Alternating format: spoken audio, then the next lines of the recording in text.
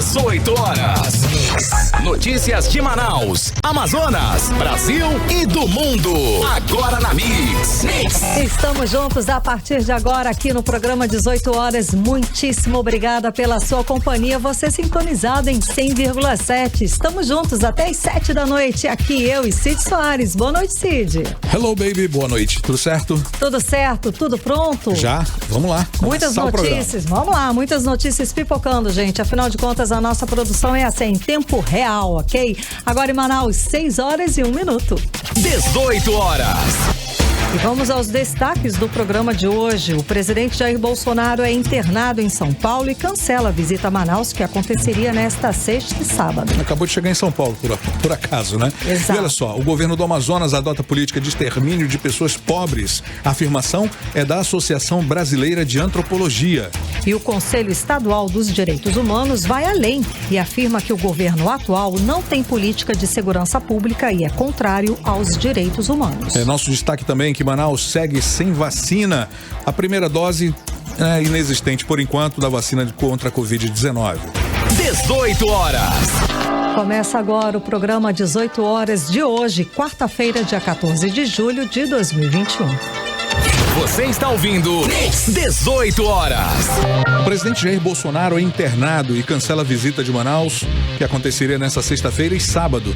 O presidente deu entrada na madrugada dessa quinta-feira, ou melhor, da quarta-feira, perdão, no Hospital das Forças Armadas, em Brasília, após sentir dores abdominais e para investigar, né, a causa de soluços persistentes que vem tendo há pelo menos 10 dias. Em princípio, o presidente ficaria em observação por um período de 24 a 48 horas, não necessariamente internado. Pois é, Cid, mas no fim da tarde os médicos decidiram transferir o presidente para São Paulo, depois de ter um diagnóstico de obstrução intestinal. E aí ele vai ser, já chegou em São Paulo, com o objetivo de realizar exames complementares para analisar a necessidade de uma cirurgia de emergência. E sobre a visita aqui em Manaus, na agenda programada, estava prevista a inauguração de 500 unidades habitacionais no residencial Cidadão Manauara 2, lá no bairro Santa Etelvina, na Zona Norte. Um encontro com lideranças religiosas também na sexta-feira, dia 16. E esses dois eventos foram cancelados. Mas a motociata parece que vai acontecer mesmo sem a presença do presidente, como explica a repórter Ananda Chama. Coronel Menezes, correligionário e compadre do presidente Jair Bolsonaro, anunciou hoje em suas redes sociais o cancelamento da agenda do presidente, que aconteceria nos dias 16 e 17 de julho. Bolsonaro cancelou a sua vinda a Manaus após ser internado por sentir dores abdominais nesta madrugada. A Secretaria Especial de Comunicação Social do Governo Federal informou que o presidente ficará em observação no período de 24 a 48 horas e passa bem.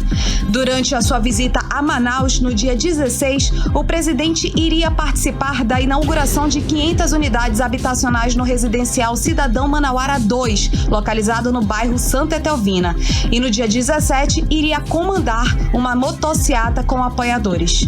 O correligionário de Bolsonaro, Coronel Menezes, falou com nossa equipe e falou sobre o cancelamento da agenda do presidente e também sobre manter a motociata. Quero informar a todos, de uma maneira oficial, que a agenda do presidente Bolsonaro prevista para os dias 16 e 17 de julho em Manaus, ela foi cancelada porque o presidente teve um mal súbito hoje pela madrugada, passa bem, porém a Secretaria da Presidência resolveu cancelar essa agenda e estamos construindo uma nova agenda para que o presidente possa retornar a Manaus e cumprir esta agenda que foi desenhada e estava prevista. Por outro lado, aproveito o momento para informar a todos que iremos realizar, sim, uma motociata sem a presença do presidente no dia 17 de julho, nas mesmas condições que estavam previstas, somente com um percurso mais curto. Então, ela será a concentração realizada às 7 horas da manhã de sábado, no Civan, e com a saída prevista para as 8h30. Tomamos essa decisão ouvido e em acordo com os movimentos conservadores do estado do Amazonas e também com os representantes dos motociclistas que convidaram o presidente para essa agenda. Então, por solidariedade ao presidente, iremos sim realizar esta motociata no dia 17 de julho. Então, convido a todos para participarem deste ato e com um percurso reduzido. Ananda chama para o 18 horas. Bom, e sobre a inauguração da etapa B do residencial Manauara 2, a Prefeitura de Manaus informa que vai ser remarcada para uma nova data, ainda a ser informada para todos. E o objetivo é contar com a presença do presidente da República, Jair Bolsonaro. Bom, e ainda falando sobre o presidente, estudos locais apontam que o índice de reprovação do governo Bolsonaro tem crescido aqui no Amazonas, principalmente na capital, desde o início da pandemia. Mais ainda é aqui na região norte, né, que além da região centro-oeste, que o presidente tem os melhores índices de aprovação do país. Vamos conferir mais detalhes sobre esses índices agora, na reportagem de Júlia Gomes. No último fim de semana foi divulgada mais uma pesquisa Datafolha sobre o governo do presidente Jair Bolsonaro. As regiões Norte e Centro-Oeste concentram os melhores resultados de avaliação, ao contrário do restante do país.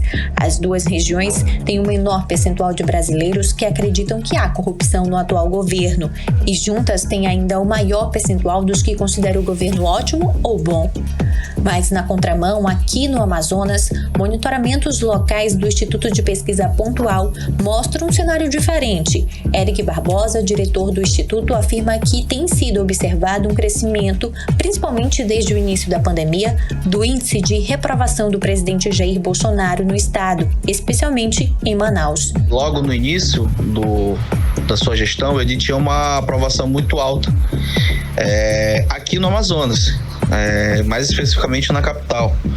Porém, de alguns meses para cá, a gente tem visto um comportamento dos dados, do qual a projeção aponta um crescimento da reprovação quanto à gestão de Jair Bolsonaro. Já avaliando o cenário eleitoral do próximo ano, o diretor do Instituto de Pesquisa Pontual disse ainda que já é possível falar em uma eleição presidencial polarizada no Amazonas, no qual mais de 80% dos eleitores amazonenses já estão divididos entre o presidente Jair Bolsonaro e o ex-presidente Lula. De acordo com os dados, cerca de 80% do eleitorado já está dividido entre Lula e Bolsonaro.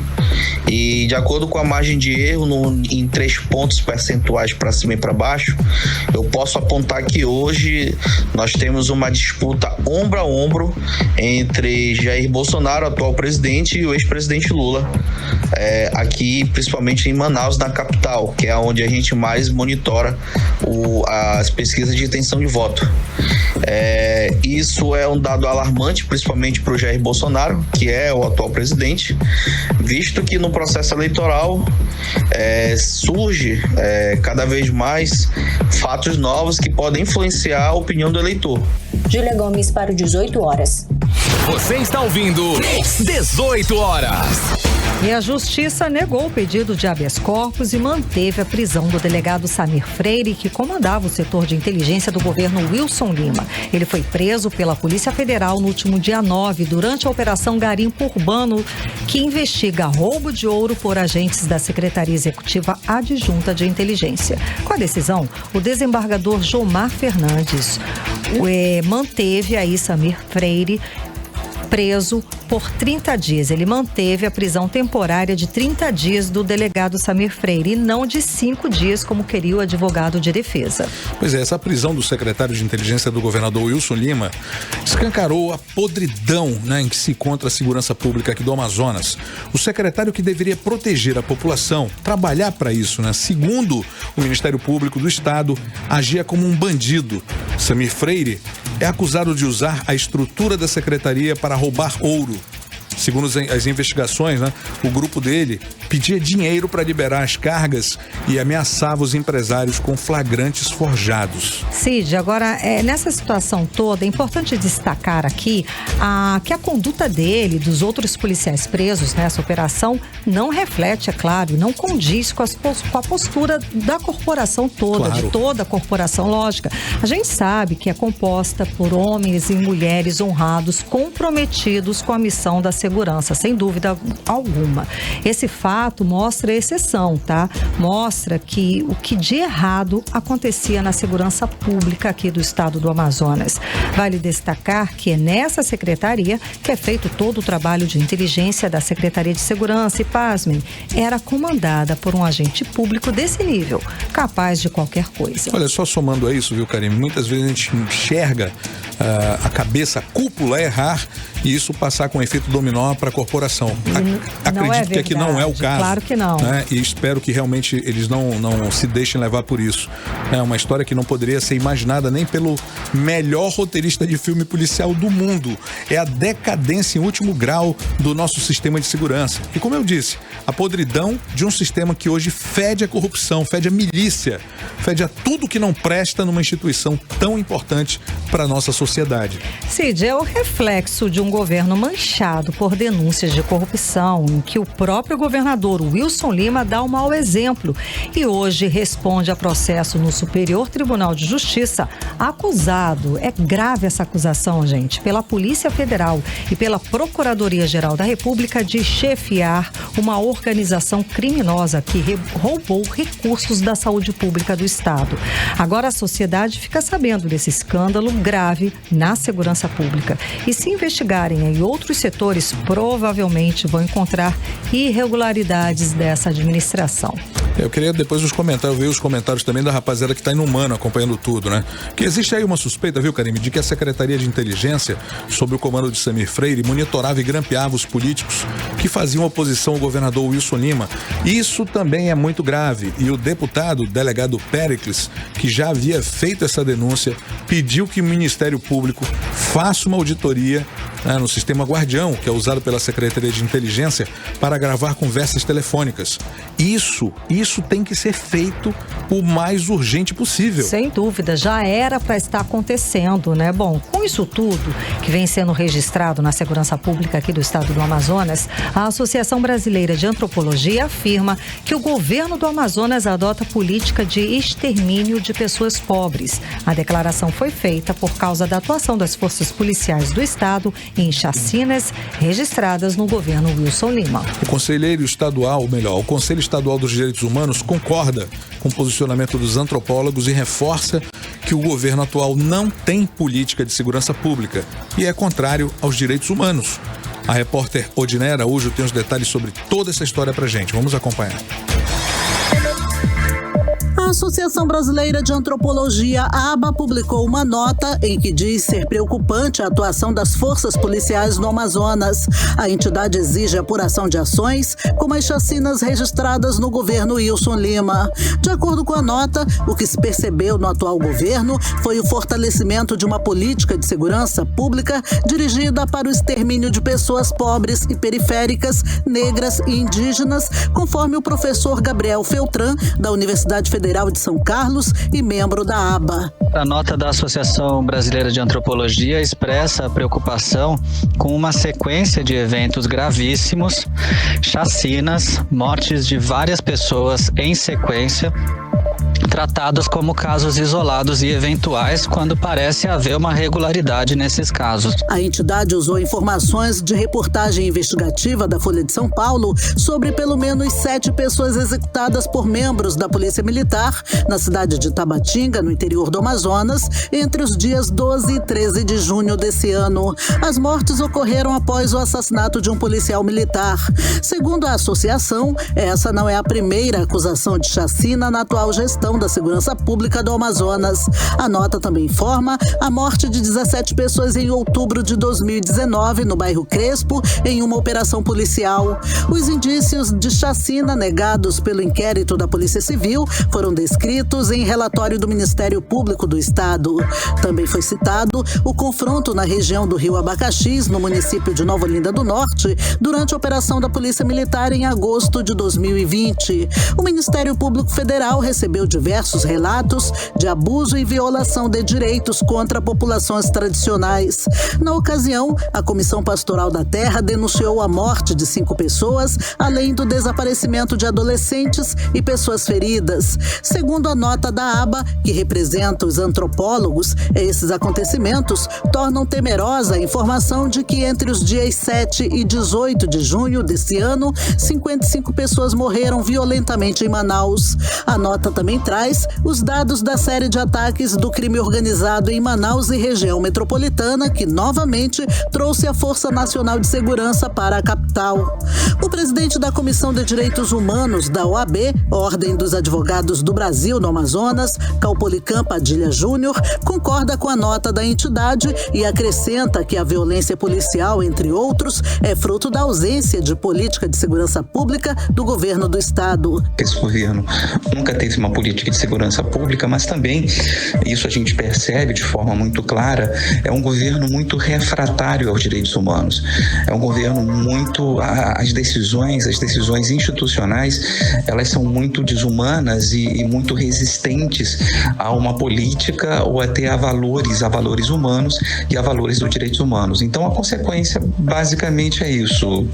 A consequência é isso que a gente está vendo. A nota da aba, ela foi bem inteligente, ela foi bem pontual com relação a essas questões e é algo que a gente já observa há algum tempo. Odneia Araújo para o 18 horas. Bom, o fato é que o Amazonas vem ocupando frequentemente o noticiário nacional com o descaso da segurança pública, tá? Rebeliões, chacinas, guerras entre facções, prédios públicos e ônibus incendiados em ação da bandidagem. O secretário de inteligência preso por roubo de ouro, mas o secretário de segurança, Lousimar Bonatti, sustenta que não tem corrupção na secretaria que ele comanda. Na real, o sistema policial foi sucateado nesse governo. As viaturas sumiram das ruas. O número de policiais é mínimo, insuficiente para fazer segurança ostensiva. Não há delegados nem estrutura policial no interior do estado. Eu lembro agora que, recentemente, foi um monte de carros para fazer uma paralisação naquela Praça do Eldorado. Lembra disso? A polícia estava toda, completinha. Sim. Lá. Mas é complicado, viu? Lousimar Bonatti falar sustentar que não tem corrupção, que não tem nada. É meio desorganizado o negócio aí, né? Pelo menos o que a gente vê, né? Falta tudo, falta pessoal, armas, munição. E os nossos jovens, esses continuam sendo recrutados aos montes pelas facções. O que nós temos hoje é um faz de conta e nada mais. Faz de conta.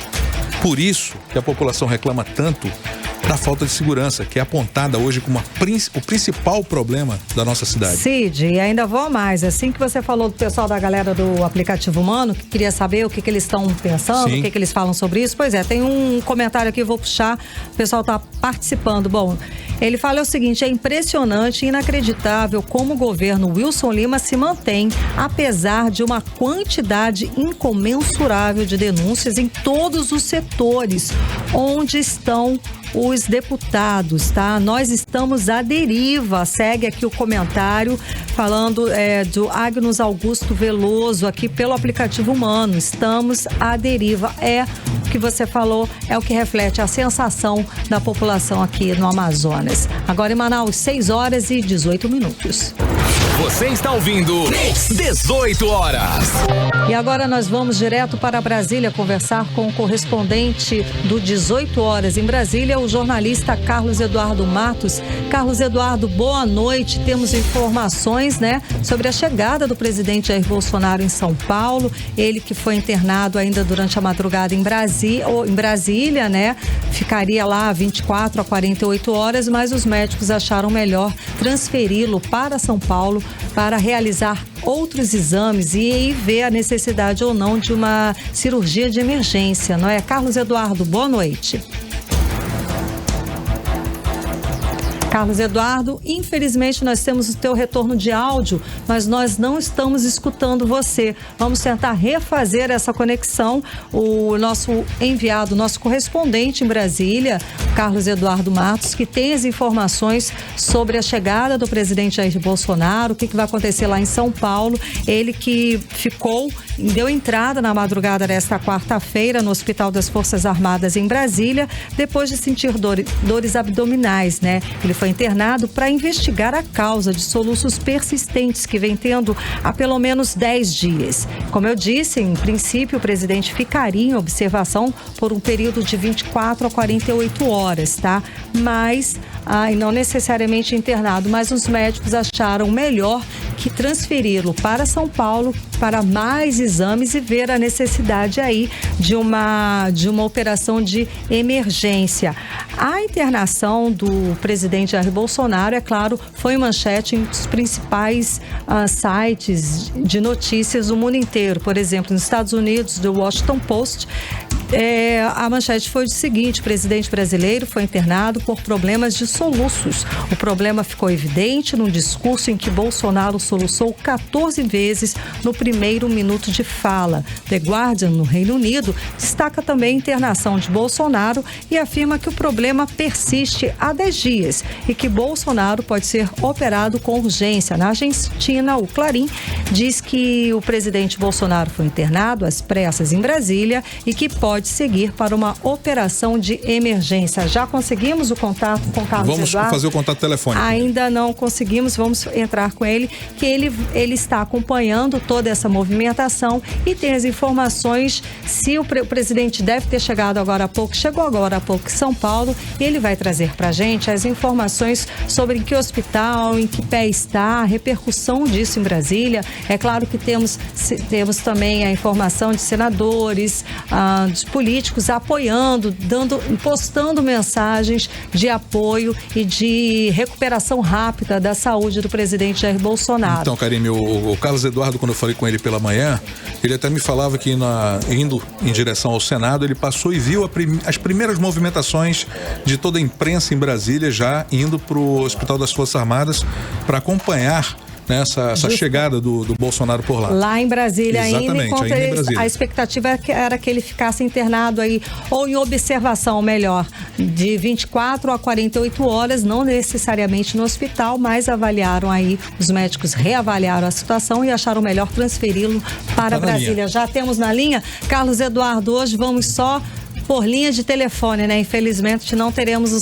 seu vídeo aqui, mas muito boa noite. Então, Carlos Eduardo, fala pra gente. O presidente Jair Bolsonaro já está em São Paulo, não é? Ele está no vídeo aqui também. Vamos lá, Carlos. Olá, Karime, boa noite a todos. Boa noite, Cid. Estão me ouvindo agora? Sim, agora sim, perfeito. Opa. Olha, como você falou, né? O presidente Jair Bolsonaro chegou agora há pouco no estado de São Paulo. Ele vai ficar internado no Hospital Vila Nova Está, na zona sul da capital. Ele está sob os cuidados do cirurgião gástrico Antônio Luiz Macedo, o mesmo que vem acompanhando ele desde o episódio da facada. Será feita uma avaliação da necessidade de uma cirurgia, mais uma cirurgia de emergência. Se for confirmado um novo procedimento, essa vai ser a 7ª cirurgia do presidente na região no abdômen após esse atentado à faca que foi sofrido por ele na campanha eleitoral de 2018. Só relembrando, Karime, o presidente estava soluçando demais nas entrevistas desde a semana passada e nas conversas com os apoiadores. A cada notícia, quem acompanhou pela mídia, os vídeos no WhatsApp, pela TV, viu que ele estava, a cada fala dele ele soluçava, como se tivesse, acabado de almoçar, mas aquilo era um problema intestinal. Na madrugada de hoje ele passou muito mal, gritava de dores abdominais e foi levado às pressas para o Hospital das Forças Armadas aqui em Brasília, onde ele ficou até o fim da tarde de hoje. O filho dele, Flávio Bolsonaro, disse que o presidente chegou a ser entubado durante a internação de hoje, mas que a situação dele não é grave, Karime.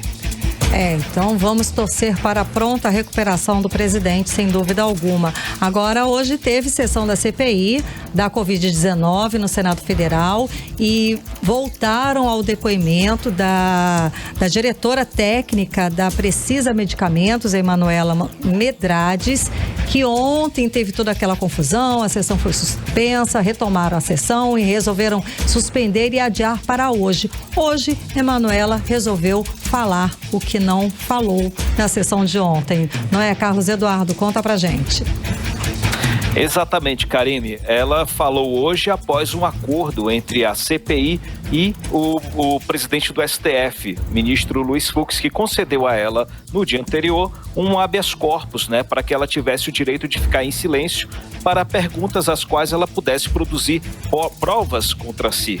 Então ela acabou ontem abusando desse direito, não respondeu absolutamente nada. Isso gerou muita indignação entre os senadores, que tiveram que perguntados do ministro o que fazer, já que a prisão lá do senhor Roberto Dias causou uma enorme repercussão. Então pediram orientação e acabou que ela, Emanuela Medrades, ela fosse orientada a dar as informações. Algumas respostas ela não deu hoje.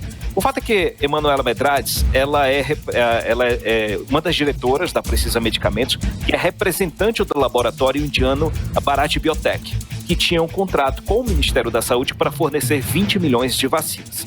E de acordo com a CPI, havia indícios de superfaturamento nesse contrato. A missão dela foi, hoje, a missão dela foi livrar a empresa, a Precisa, da acusação de fraude. Ela negou que existam irregularidades na negociação com o Ministério da Saúde, disse também que não houve interferência política na compra de vacinas, como a do líder do governo, o deputado federal Ricardo Barros, que vem sendo citado na CPI como um interlocutor, um intermediador na compra dessa vacina com contrato superfaturado. Ela confrontou diversos depoimentos e ainda disse que o deputado Luiz Miranda, que foi o autor dessa denúncia, mentiu para a CPI. Agora, Karime, essa investigação sobre a vacina Covaxin passou a ser o alvo principal dessa CPI. Mas você e o Cid devem ter notado que o Amazonas vem ficando cada vez mais distante dessa comissão.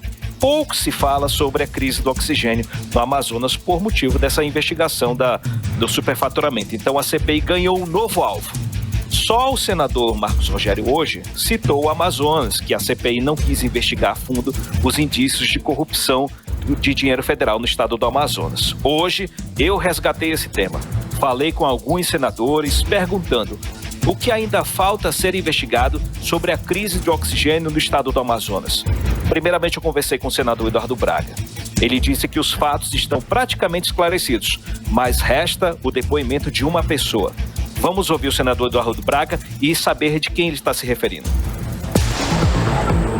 Já tem muita materialidade comprovada, tanto pelo depoimento do secretário Marcelo Campelo, que, aliás, tendo sido preso por causa das ações que estão em curso no STJ, foi afastado da saúde, segundo ele, a pedido próprio, e agora a gente está vendo ele administrando um contrato de quase 600 milhões de reais do Prosamin. Eu acho que essas coisas estão muito erradas, sabe? E além do depoimento dele, tem o depoimento do próprio ministro Pazuello, do próprio coronel Elcio, da própria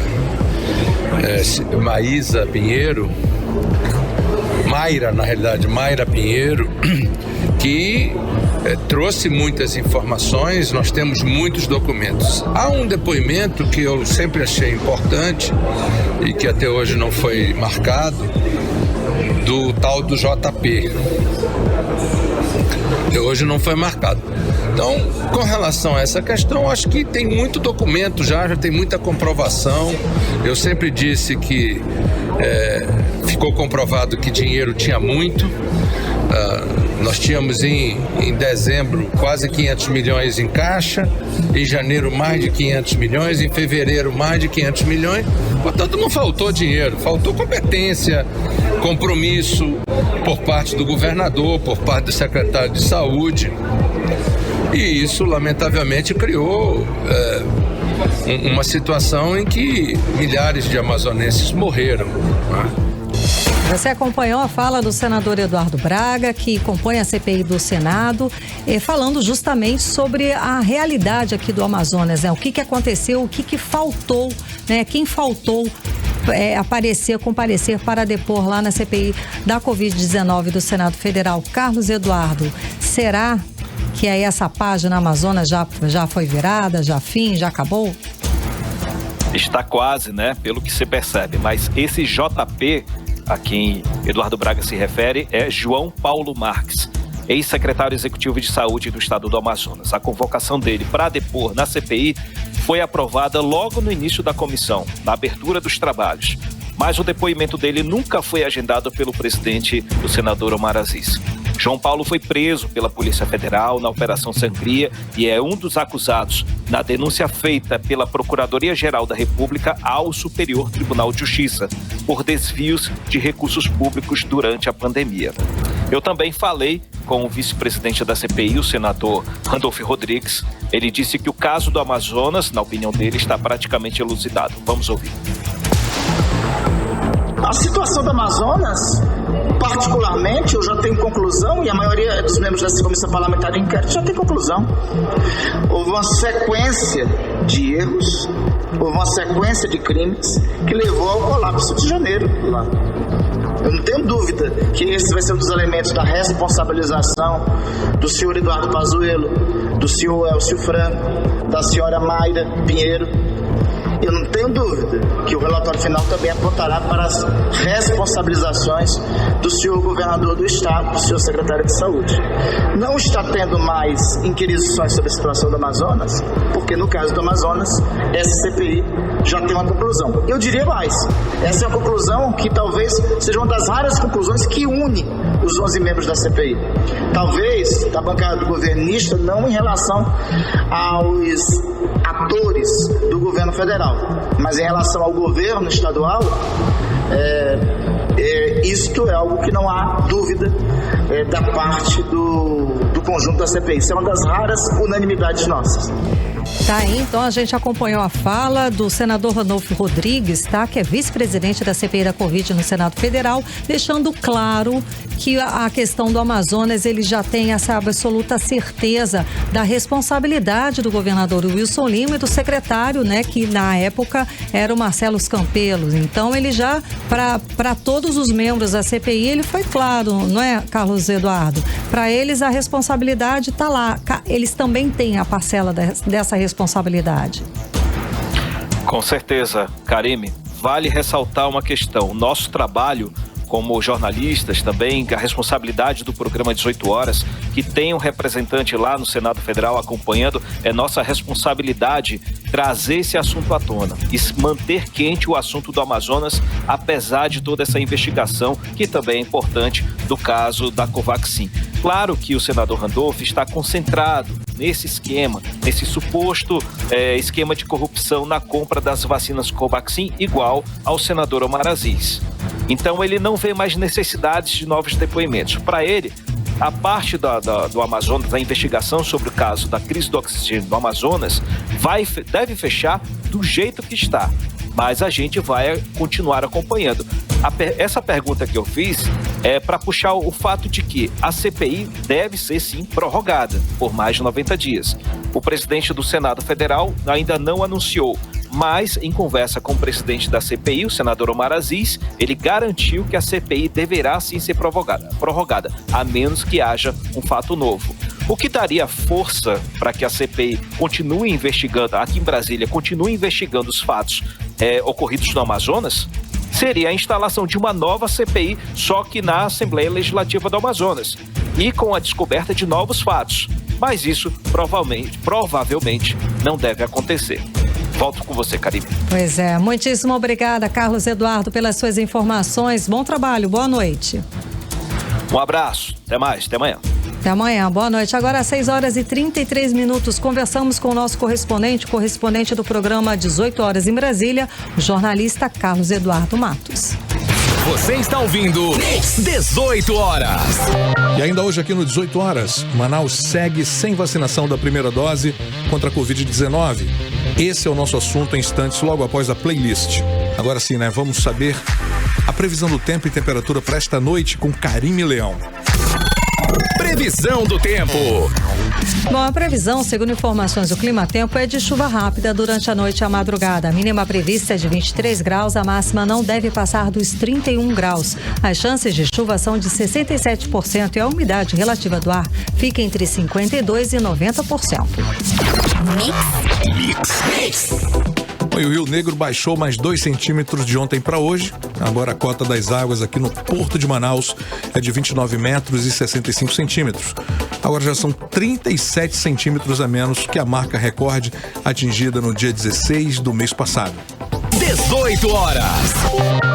E Manaus segue sem a vacinação da primeira dose contra a Covid-19. A Secretaria Municipal de Saúde informou nesta quarta-feira que Manaus não recebeu mais lotes de vacina para retomar a aplicação da primeira dose de pessoas a partir de 20 anos. E a aplicação da primeira dose está suspensa aqui em Manaus desde sábado por falta de doses no estoque para o início do ciclo de imunização. Com isso, a cidade deve continuar aplicando apenas a segunda dose para quem tem as datas agendadas para esta quinta-feira. E como nós informamos ontem, mais de 15 mil pessoas simplesmente não foram receber a segunda dose. Atenção, tá, gente?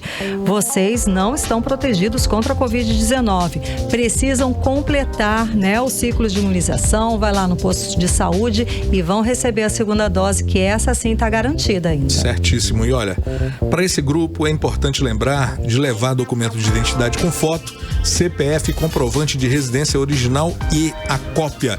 Isso é pedido lá na hora, tá bom?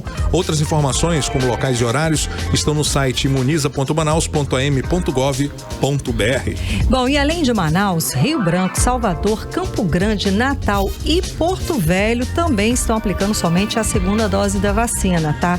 E Belém e Curitiba estão suspensas também a aplicação da segunda dose contra a Covid-19. Outras 4 capitais aí, que são Aracaju, Florianópolis, João Pessoa e Maceió, estão com a distribuição da primeira dose restrita aos grupos de gestantes, lactantes e puérperas.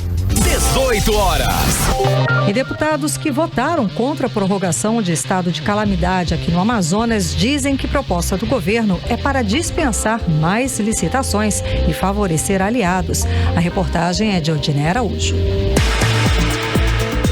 Desde março do ano passado, o Brasil vive em estado de calamidade pública por conta do novo coronavírus. A medida pode acarretar, entre outras coisas, no rompimento do teto de gastos, ou seja, não há limite para os gastos. Os estados podem receber mais dinheiro federal, parcelar dívidas, atrasar execuções de gastos e não precisam realizar licitações. A Assembleia Legislativa do Amazonas aprovou ontem, em meio a muitas críticas dos deputados de oposição, o projeto de decreto legislativo número 32/2021, que estende por mais 90 dias o estado de calamidade pública no Amazonas por causa da pandemia da Covid-19. De autoria da mesa diretora, o projeto foi originado da mensagem governamental enviada no último dia 12 de julho pelo governador Wilson Lima. A princípio, o prazo pedido era de 180 dias de estado de calamidade pública, mas uma emenda de autoria dos deputados Carlinhos Bessa, delegado Péricles e Sinésio Campos reduziu esse prazo para 90 dias. Acontece que o governo do estado já flexibilizou praticamente toda a economia, ou seja, tudo já está funcionando normalmente como se não houvesse mais Covid. Para a oposição, a prorrogação nega o que o governo propaga de que o Amazonas já está saindo da pandemia. O deputado Dermilson Chagas, que votou contra o projeto, justificou que a prorrogação dá ao governo do Amazonas um cheque em branco para fazer mais dispensas de licitações, como vem ocorrendo desde a primeira onda da pandemia. Ele mesmo já disse que 37 municípios já não têm um contaminado. O estado está voltando à sua normalidade paulatinamente. Aprovar essa mensagem do governo é dar um cheque em branco para continuar com a dispensa de licitação. O deputado deputado Wilker Barreto, que também votou contra, criticou o grande número de dispensa de licitação no período da pandemia. Eu voto contrário a qualquer pedido de calamidade pública de um governo que não zela pela coisa pública, que desviou dinheiro em plena pandemia, que deixou o seu povo morrer, mesmo com instrumento de calamidade. O Wilker também pediu aos deputados que votaram a favor da prorrogação que assinem a CPI da asfixia para investigar os contratos do primeiro estado de calamidade pública. Como é que esta casa fala em prorrogar calamidade sem investigar aquilo que já foi gasto? Nós estamos falando de dinheiro do contribuinte. Antes fosse que a calamidade fosse focada para o que foi a questão da cheia, mas infelizmente não é. Eu voto contra a matéria, senhor presidente. Eu não posso flexibilizar para um governo corrupto. E quem diz isso não sou eu, não. É a Procuradoria-Geral da República. Esta casa, ao prorrogar calamidade pública, sem instalar CPI, nós estamos aqui para fiscalizar a coisa pública. Nós estamos falando de milhões de contratos feitos com dispensa de licitação da primeira calamidade pública, sequer investigada por esse poder. Até agora assinaram a CPI da asfixia os deputados Wilker Barreto, delegado Péricles, Dermilson Chagas, Serafim Correa, Sinésio Campos e Ricardo Nicolau. Para ser instalada, ainda faltam 2 assinaturas. Odinei Araújo para o 18 horas. Olha, estender o estado de calamidade pública tem sim um único objetivo, né? Ficar livre de realizar licitações e assim beneficiar empresas de amigos. Isso fica muito claro. Manaus já vive uma rotina normal e nada justifica estender o decreto de calamidade pública, a não ser facilitar os chamados esquemas, muitos deles milionários, sem passar pelo processo de licitação. 18 horas. Entrevista do dia. E o município de Novo Airão, aqui na região metropolitana de Manaus, está se tornando um grande polo turístico com aberturas de novas pousadas e hotéis. E de olho nesse verdadeiro boom econômico, entidades governamentais e não governamentais realizam amanhã e sexta-feira a primeira oficina sobre roteiros integrados de visitação do mosaico do Baixo Rio Negro, onde fica Novo Airão. Para falar mais sobre o assunto, sobre o potencial turístico de Novo Airão, vamos entrevistar o coordenador executivo da Fundação Vitória Amazônica, Fabiano Silva. Muito boa noite, Fabiano Silva, seja bem-vindo aqui ao programa 18 horas. Obrigada pela sua presença, pela sua participação conversando com a gente hoje. Boa noite, Karine, boa noite, Cid, ouvintes da Rádio Mix. Então, Novo Airão é o novo polo turístico aqui do Amazonas, não é não? Temos registrado aí um aumento crescente de novas pousadas e restaurantes na cidade. Esse boom realmente está acontecendo, não é não? Claro que a pandemia atrasou um pouco, né, o potencial de desenvolvimento do município, mas mesmo durante a pandemia a gente consegue observar uma demanda, né, um fluxo de turismo no município muito grande. E para iniciar nossa conversa, eu acrescento que essa oficina também olha para os municípios de Iranduba, de Manaus e para o limite sul do município de Barcelos, que incorporam o que a gente chama aí do mosaico do Baixo Rio Negro. Agora, uma coisa, Fabiano, que me chama a atenção é que nós já tínhamos visto anteriormente que esses hotéis têm sido feitos com acabamento moderno, super bacana, para atrair realmente aquele turista endinheirado, né? Aquele que tem um poder aquisitivo alto. E, claro, queria também te perguntar qual é o objetivo principal dessa oficina que vocês estão realizando para Novo Airão. Evitar o turismo predatório é um desses objetivos, não?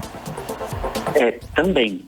Assim, a gente busca desenvolver e fomentar turismos e pacotes de turismo para diferentes públicos. Certo. Novo Airão, de fato, vem abrigando e recebendo investimentos de turismo de altíssimo nível, foco prioritário em turistas internacionais e turismo nacional também, mas existem opções de pousadas mais baratas, de boa qualidade, tanto na cidade de Novo Airão como nas comunidades rurais.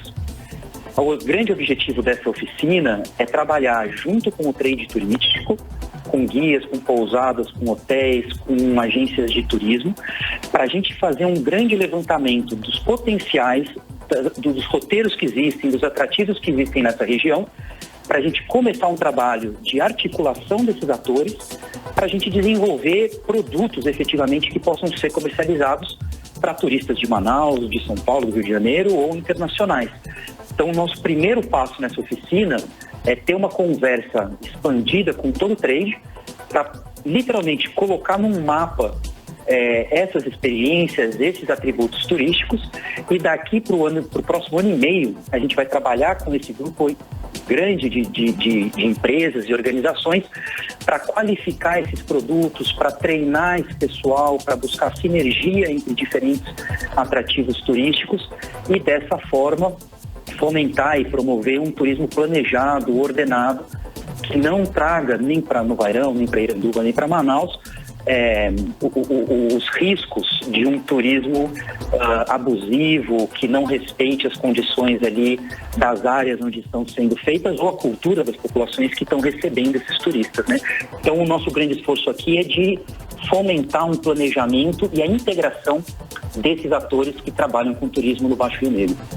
Na sua opinião, o que pode ser feito para impulsionar ainda mais o turismo nessa região? Olha, eu acho que ainda existe uma necessidade de desenvolvimento de serviços, né? Então, ainda faltam restaurantes, hotéis, para diferentes públicos, para a gente conseguir atingir diferentes tipos de turistas. Entendo eu que ainda falta um bocado aí de boa comunicação. E acho que existe também uma necessidade de comunicar, de interagir com as pessoas que vivem nesses municípios, para que eles vejam os turistas como um grande potencial aí de geração de renda, de trabalho, né? Então, eu acho que o Novairão está passando por esse processo nesse momento muito forte, onde a cidade está reconhecendo o turismo como um grande potencial econômico. E a partir que o município, as pessoas se dão conta disso, a gente tem mais facilidade de trabalhar os diferentes atores e estimular um turismo adequado, rentável, sustentável para a região. Então, eu acho que falta aí da população geral um entendimento do potencial que essa atividade e esses visitantes apresentam para a região.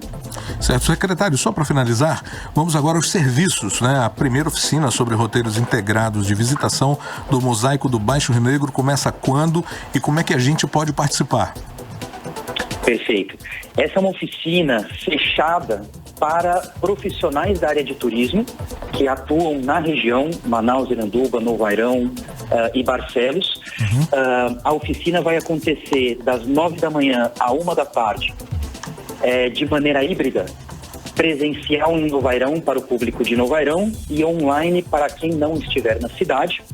E para fazer a sua inscrição, a gente pede que encaminhe uma mensagem para o e-mail rotasepegadadas@gmail.com e a gente encaminha um link para realizar o cadastro para o evento que inicia amanhã de manhã. Tá certo, muitíssimo obrigada pela sua participação conversando com a gente hoje aqui no 18 horas. Muito obrigado. Uma ótima noite, bom trabalho, sucesso. Conversamos com o coordenador executivo da Fundação Vitória Amazônica, Fabiano Silva. Agora 6 horas e 52 minutos. 18 horas. Você vai ver em instantes aqui no 18 horas, entidades sindicais da enfermagem estiveram em audiência da Assembleia Legislativa do Amazonas para falar sobre condições de trabalho. É o nosso assunto em instantes, logo depois da playlist. E entidades sindicais da enfermagem estiveram em audiência na Assembleia Legislativa do Amazonas para falar sobre condições de trabalho. São mais de 3.000 profissionais de enfermagem afastados por causa da pandemia, como explica a repórter Ananda Chama. O Amazonas tem mais de 3.000 enfermeiras e enfermeiros afastados por consequência do período em que eles estiveram trabalhando na linha de frente no combate à Covid-19. Foi o que os líderes sindicais de enfermagem informaram ontem durante uma audiência pública na Assembleia Legislativa para falar sobre as condições de trabalho. Estiveram presentes representantes do Conselho Regional de Enfermagem do Amazonas, Sindicato dos Profissionais Enfermeiros Servidores Públicos do Amazonas e o Sindicato dos Trabalhadores da Saúde saúde privada. Durante a audiência, foi discutido a redução da jornada de trabalho e a reposição de reajustes salariais. Ainda de acordo com representantes, existem mais de 53 mil profissionais da saúde no estado, sendo que 85% deles são mulheres. A enfermeira Graciete Mouzinho, presidente do Sindicato dos Trabalhadores da Saúde Privada, explicou sobre ameaças e dificuldades que os enfermeiros enfrentaram nesse período e falou também sobre a falta de apoio. Ainda estão afastados mais de 3 mil trabalhadores que foram acometidos pelo Covid e que ficaram sequelados.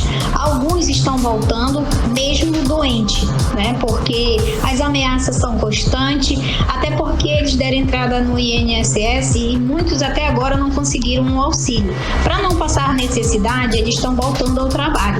Mas ao mesmo tempo que eles voltam a trabalhar, o que acontece? As empresas privadas estão demitindo esses trabalhadores doentes, né? Em relação aos hospitais públicos, eles voltam a trabalhar por ameaças, porque começam a ameaçar que se eles derem mais atestado, eles serão exonerados, serão devolvidos para a Suzan e vão exonerar esses profissionais. E eles acabam se arriscando indo trabalhar doente, sendo que as pessoas não têm a mínima do que esses trabalhadores estão passando. A sociedade em si não sabe. Nós sabemos que foi um período de pandemia exaustivo, né? Foi uns plantões assim muito exaustos. Esses trabalhadores, eles trabalharam muitos sem descansar, né? Direto, sem ter um descanso, porque os pacientes com Covid, eles são muito trabalhosos, né? E assim, o que mais eu lamento é a falta de ajuda, né? A falta do auxílio, do apoio das instituições. Além de tudo isso, os nossos profissionais estão passando por isso, por essa situação de estar sequelados, precisando de fisioterapeuta, precisando de medicamento, precisando de médico. Eles não têm como pagar uma consulta particular, porque nós sabemos que pelo SUS é muito difícil conseguir. E mesmo assim, os hospitais, os gestores, eles não ajudam esse profissional e deixam eles a mercê. Quer dizer que nós lutamos pela vida, né? Salvamos vida, e na hora que a gente adoece, que precisa, ninguém estende a mão pra gente, a não ser nós mesmos, profissionais da saúde, fazendo nossas campanhas solidárias. Graciete Mouzinho faz um apelo para o governador. Então pedimos aos nossos governantes que pensam com carinho a esse profissional, porque eles precisam sim daquelas 30 horas para o descanso, né? Que eles trabalham demais, e também o piso salarial digno, porque hoje esses profissionais que são contratados pelo Estado, eles recebem 1.582, porque foi um contrato que foi feito com um valor de 1.721, mas se desconta o INSS, eles ficam somente com esse valor que mal dá para pagar o aluguel e comprar alimentação para casa. E são esses profissionais que mais estão sofrendo. Então a gente pede encarecidamente que o governador assine o documento liberando para eles, pagando o ticket de alimentação e o risco de vida, que já era para eles estarem recebendo há muito tempo, e isso está sendo negado. Mas isso é lei. Eles reconhecem que eles têm direito, mas não honram com esse compromisso. E por isso nossos trabalhadores estão aí à mercê, doente, precisando de ajuda, e ninguém nem se importa, porque no dia seguinte eles colocam outra pessoa no lugar, e é como se aquele trabalhador que deu a vida ali, que lutou, nem existisse. Ananda chama para o 18 horas. 18 horas. Agora é Manaus, 7 horas e 1 minuto. Seguimos direto para o Editorial 18 horas. Editorial 18 horas. Quando o candidato, o hoje governador do Amazonas, Wilson Lima, disse que sua inexperiência não afetaria a administração. Já se passaram quase 3 anos desde a campanha eleitoral. O Wilson Lima agora não pode mais dizer que é inexperiente. No caso da sua gestão, a inexperiência e agora a experiência não fizeram diferença. O governo não conseguiu avançar em benefícios para a população, mesmo arrecadando como nenhum outro governador. E ainda se enredou em escândalos e escândalos de corrupção. O último escândalo revelou uma crise profunda na segurança pública. Exatamente a área que ele mais criticava enquanto apresentador de televisão. A segurança pública, que seria uma das prioridades do governo. Ele batia no peito e dizia: "A bronca agora é comigo." O tempo passou e, como diz a gíria da internet, Só que não. 18 horas. E assim a gente encerra a edição de hoje do 18 horas. Muitíssimo obrigada pela sua companhia, Cid Soares. Boa noite. Boa noite, até amanhã. Até amanhã, gente. Obrigada, um beijo.